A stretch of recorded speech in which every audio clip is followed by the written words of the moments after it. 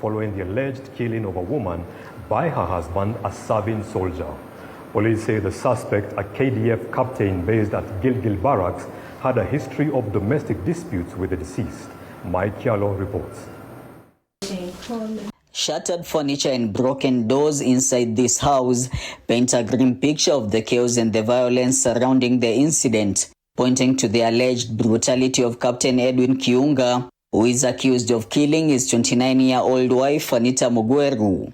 What reportedly began as a loving marriage is said to have turned into a troubled union marked by persistent conflict.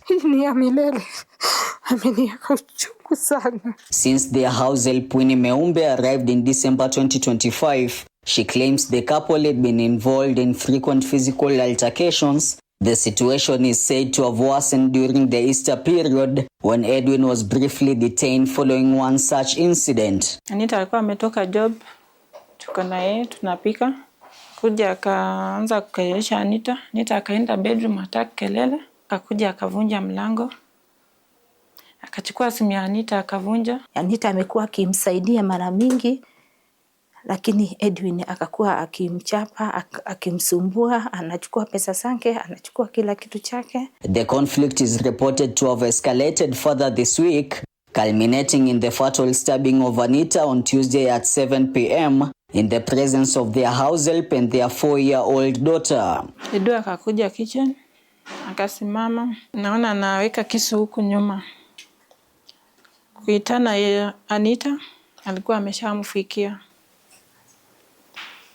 Anishika na hizi mikono zote mbili.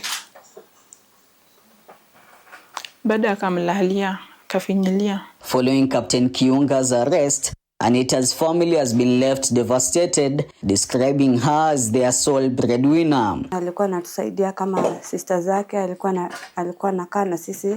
Ndio sasa mimi nilikuwa nataka justice ya Anita ifuatiliwe.